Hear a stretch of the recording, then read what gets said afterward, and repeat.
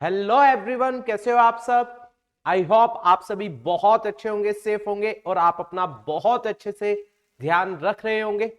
Guys, last to last lecture में हमने financial statement without adjustment for 11th class complete किया था और आज हम जो आप लोगों के साथ एक नया चैप्टर स्टार्ट करने वाले हैं, उस चैप्टर का नाम है financial statement with adjustment.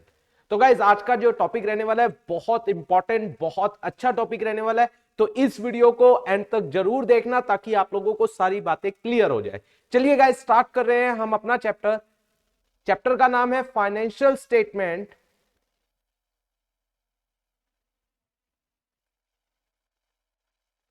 Financial statement yes guys with adjustments. Yes guys, ये हमारे चैप्टर का नाम है। सो गाइज, अगर मैं इस चैप्टर के बारे में थोड़ी सी आप लोगों से बात करूं, फाइनेंशियल स्टेटमेंट विद एडजस्टमेंट है क्या। आपने financial statement without adjustment last जितने भी मैंने वीडियोस डाली उसकी डाली। आई होप आप लोगों को वो क्लियर हुआ होगा। और उसके अंदर आप लोगों को एक बात मैंने जो बताई थी वो सबसे इंपॉर्टेंट, क्या कि जो ट्रायल बैलेंस के अंदर आइटम होंगे, ट्रायल बैलेंस के अंदर जो भी आइटम्स होंगी वो सब एक जगह जाएगी, ट्रेडिंग में या प्रॉफिट एंड लॉस में या बैलेंस शीट में। लेकिन जो ट्रायल बैलेंस के बाहर होगी, जैसे हमने क्लोजिंग स्टॉक के बारे में बात की थी, वो दो जगह जाएगी। क्यों? जो क्लोजिंग स्टॉक था, याद करो, ट्रायल बैलेंस के बाहर था, वो दो जगह जाएगा। क्यों? क्योंकि उसकी अभी डबल एंट्री हुई नहीं है। तो गाइज, ये सब हमने पढ़ा था जो कि इस चैप्टर के लिए बहुत इंपॉर्टेंट है कि जो ट्रायल बैलेंस के अंदर आइटम होगी, क्योंकि उसका डबल इंपैक्ट हो चुका है, वो एक जगह जाएगी, या तो वो ट्रेडिंग में जाएगी या प्रॉफिट एंड लॉस में जाएगी या बैलेंस शीट में जाएगी।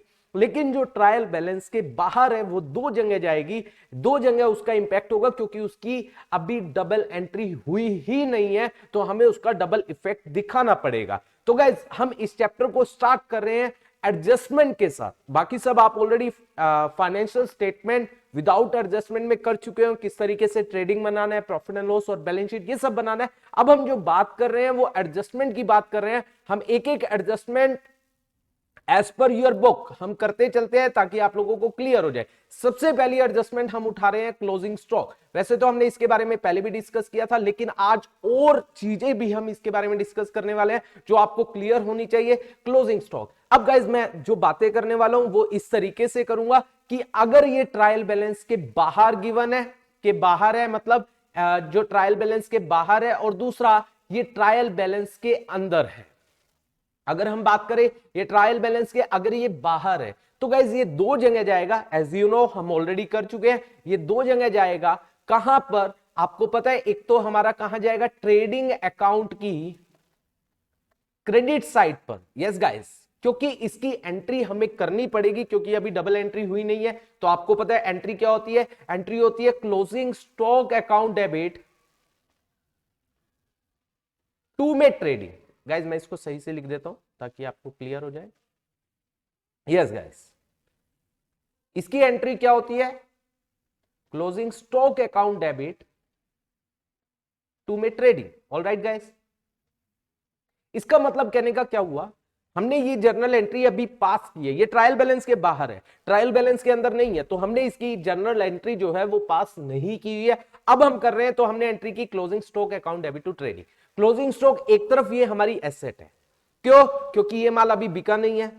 एसेट क्या होती है, जिसको हम फ्यूचर में बेचकर कैश में कन्वर्ट कर सके। यस गाइस, तो ये हमारी एसेट है, क्योंकि इसको फ्यूचर में बेचेंगे, पैसा आएगा, तो ये एसेट है। तो पहली बात, ये कहां जाएगा गाइस, अगर मैं इसको यहां पर दिखाऊं,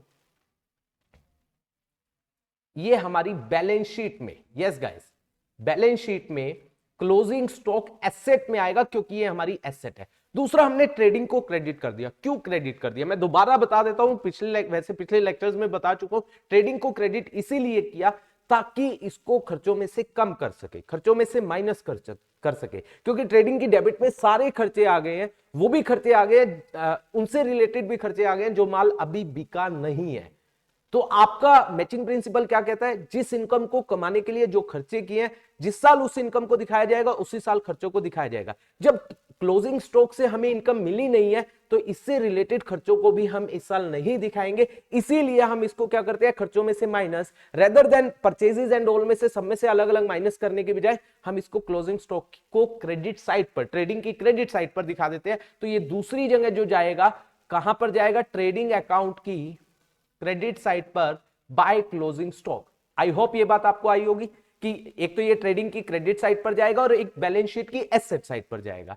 अब देखिए हमारे पास दूसरा क्या कह रहा है, अगर ये ट्रायल बैलेंस के अंदर है, अगर ये ट्रायल बैलेंस के अंदर है तो गाइज इसका मतलब कहने का क्या हुआ, ट्रायल बैलेंस के अंदर कब होगा, क्योंकि ट्रायल बैलेंस बनता है with the help of balances of ledger, इसका मतलब लेजर में ये आया होगा।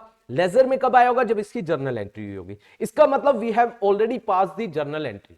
तो जर्नल एंट्री हमने की क्या होगी गाइज, जर्नल एंट्री हमने की होगी, गाइज ध्यान से समझना, हमने एंट्री की होगी, sorry, closing stock account debit, closing stock account debit to में परचेजेस, हमने इसको खर्चों में से क्या कर दिया होगा, माइनस कर दिया होगा। ये जर्नल एंट्री हम ऑलरेडी पास कर चुके हैं। ये जर्नल एंट्री अगर पास हो चुकी है, गाइज माइंड माय वर्ड्स, अगर ये जर्नल एंट्री पास हो चुकी है तो लेजर में जब अकाउंट बने होंगे, किसका, क्लोजिंग स्टॉक का भी और उसके बाद परचेजेस का भी, ठीक है। क्लोजिंग स्टॉक में यहां पर टू में क्या आएगा, परचेजेस आएगा या नहीं आएगा, यस भैया बिल्कुल आएगा। और परचेजेस में बाय में यहां पर क्या आएगा, क्लोजिंग स्टॉक। क्या बताइए, क्या परचेजेस में से क्लोजिंग स्टॉक ऑलरेडी माइनस हो चुका है, यस भैया हो चुका है, क्योंकि परचेजेस क्रेडिट हो रही है, इसका मतलब परचेजेस में से माइनस हो चुका है, यस गाइस। तो इसका मतलब क्लोजिंग स्टॉक, पहली बात तो ट्रायल बैलेंस में कैसे आ रहा होगा, ट्रायल बैलेंस में, क्योंकि इसका डेबिट बैलेंस है, डेबिट बैलेंस है तो ये कहां आ रहा होगा, एज अ डेबिट बैलेंस, यहां पर क्लोजिंग स्टॉक आ रहा होगा, ठीक है, जो भी अमाउंट होगा वो आ रहा होगा। अब बात है, क्योंकि ये ट्रायल बैलेंस के अंदर आ रहा है, एक जगह जाएगा, क्योंकि ये खर्चों में से ऑलरेडी क्या हो चुका है, माइनस, तो इसीलिए हम इसको कहां पर दिखाएंगे, हम इसको बैलेंस शीट की एसेट साइड पर दिखाएंगे। आई होप ये कॉन्सेप्ट आप लोगों को अच्छे से क्लियर हुआ होगा, अगर ये ट्रायल बैलेंस के बाहर है और अंदर है। अब गाइज इसी में ही एक बहुत इंपॉर्टेंट कॉन्सेप्ट आता है, that is adjusted purchases. Yes, adjusted purchases मैंने पहले भी डिस्कस किया था, उसका मतलब क्या होता है, परचेजेस में से ओपनिंग और क्लोजिंग एडजस्ट हो गई है, ओपनिंग स्टॉक क्या हो चुका है, ऐड, और क्लोजिंग स्टॉक क्या हो गया, माइनस। अगर एडजस्टेड परचेजेस गिवन है, गाइज माइंड माय वर्ड, अगर एडजस्टेड परचेजेस गिवन है तो गाइज इसका मतलब क्या हुआ, अगर ओपनिंग स्टॉक भी एडजस्ट हो गया, क्लोजिंग भी एडजस्ट हो चुका है, तो इसका मतलब क्या हुआ होगा, ये परचेजेस में ऐड होता है। अगर मैं इसकी जर्नल एंट्री समझाऊं, गाइज समझना, इसकी अगर एडजस्टेड परचेजेस है तो क्या ट्रायल बैलेंस में पहली बात क्या आ रहा होगा और कैसे आ रहा होगा, ये सब मैं आपको बताता हूं। अगर एडजस्टेड परचेजेस है तो इसका मतलब ओपनिंग स्टॉक एडजस्ट हो रहा होगा, ओपनिंग स्टॉक ऐड होता है, मतलब परचेजेस में ऐड होता है तो परचेजेस बढ़ती है, मतलब परचेजेस में एडजस्ट हुआ है तो परचेजेस बढ़ जाएगी। तो ओपनिंग स्टॉक की अगर मैं एंट्री करूं, ओपनिंग स्टॉक की अगर मैं बात करूं एडजस्टेड परचेजेस में, तो एंट्री होगी क्या, purchases account debit to opening stock. Purchases में ये ऐड हो गया, परचेजेस बढ़ गई और ओपनिंग स्टॉक हमारा खर्चा ये बंद हो गया। ऑलराइट गाइस, अगर मैं क्लोजिंग स्टॉक की बात करूं, क्लोजिंग स्टॉक के रिगार्ड में अगर मैं एंट्री हुई होगी, क्या हुई होगी, क्लोजिंग स्टॉक क्या होता है, माइनस, परचेजेस कम हो गई होंगी, तो टू में क्या हो गया, परचेजेस, और यहां पर क्लोजिंग स्टॉक आ जाएगा डेबिट। ऑलराइट गाइस, इसका मतलब ओपनिंग स्टॉक की ये एंट्री हुई होगी और क्लोजिंग स्टॉक की हमारी ये एंट्री हुई होगी। ऑलराइट गाइस, अब देखो, अब कौन सा अकाउंट खुला रह गया और कौन सा अकाउंट बंद हो गया, ओपनिंग स्टॉक हमारा बंद हो गया, डेबिट हुआ होगा, पहले डेबिट होता है, डेबिट बैलेंस होता है, अब ये खत्म हो गया। ऑलराइट गाइस, तो ये खत्म हो चुका है, ये फिनिश हो चुका है। तो गाइस यहां पर ओपनिंग स्टॉक का अकाउंट तो बंद रह गया, किसका, केवल परचेजेस का और क्लोजिंग स्टॉक का। तो ट्रायल बैलेंस में जो अकाउंट आएंगे गाइस, ये एंट्री हुई होगी तो ओपनिंग स्टॉक का तो अकाउंट, क्योंकि ओपनिंग स्टॉक पिछले साल का क्लोजिंग था, इस साल का ओपनिंग बना, उसका डेबिट बैलेंस था, तो ये क्रेडिट हो गया, तो ओपनिंग स्टॉक का अकाउंट खत्म। तो रह गया केवल क्या, परचेजेस का अकाउंट और क्लोजिंग स्टॉक का अकाउंट। और परचेजेस का मतलब यहां पर कौन सी परचेजेस है, दैट इज एडजस्टेड परचेजेस। तो दो अकाउंट हमारे ट्रायल बैलेंस के अंदर आएंगे, एक तो एडजस्टेड परचेजेस का और एक क्लोजिंग स्टॉक का। ऑलराइट गाइस, अब एडजस्टेड परचेजेस की बात करूं, ट्रायल बैलेंस, एडजस्टेड परचेजेस, ये भी एज अ डेबिट बैलेंस आएगा, ठीक है, और क्लोजिंग स्टॉक भी एज अ डेबिट बैलेंस आएगा। ऑलराइट गाइस, और एक बात और माइंड माय वर्ड, जब भी क्या होगा एडजस्टेड परचेजेस और क्लोजिंग स्टॉक कहां होगा ट्रायल बैलेंस में, mind my word, opening stock कभी भी क्या नहीं होगा ट्रायल बैलेंस में नहीं होगा, as well as purchase return भी नहीं होगा, क्योंकि ये ऑलरेडी एडजस्टेड परचेजेस में से क्या हो चुके हैं, एडजस्ट हो चुके हैं। तो गाइज अब ये एक एक जगह जाएंगे तो इसको कहां दिखाएंगे, trading and profit and loss और क्या हो गया बैलेंस शीट, इसको कहां कहां दिखाया जाएगा, एडजस्टेड परचेजेस को दिखाया जाएगा कहां पर, ट्रेडिंग अकाउंट की डेबिट साइड पर, टू में एडजस्टेड परचेजेस और क्लोजिंग स्टॉक। अब देखिए क्लोजिंग स्टॉक यहां पर परचेजेस में से ऑलरेडी ये एडजस्ट हो चुका है, तो ये परचेजेस में से माइनस नहीं होगा क्योंकि ये ऑलरेडी हो चुका है, केवल कहां जाएगा बैलेंस शीट में। तो ये बात भी आपको क्लियर होनी चाहिए guys, that is a new concept for you all. ये बात आपको क्लियर होनी चाहिए कि अगर इस तरीके से बात आती है तो आपको किस तरीके से इसमें डील करना है।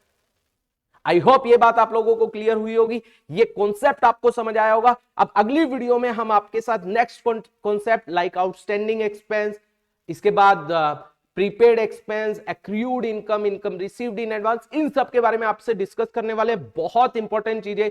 तो आप लोग अगली वीडियो का वेट कीजिए, नेक्स्ट टू नेक्स्ट वीडियो आप लोगों के लिए आने वाली है। अगर आपको ये वीडियो पसंद आई है तो गाइज इसके ऊपर लाइक और कमेंट जरूर कीजिए और इसको ज्यादा से ज्यादा शेयर कीजिए ताकि सभी तक ये वीडियो हमारी पहुंच सके। और अगर अभी तक आपने हमारे चैनल को सब्सक्राइब नहीं किया है, जल्दी से हमारे चैनल को सब्सक्राइब कर दीजिए। Thank you so much for watching this video.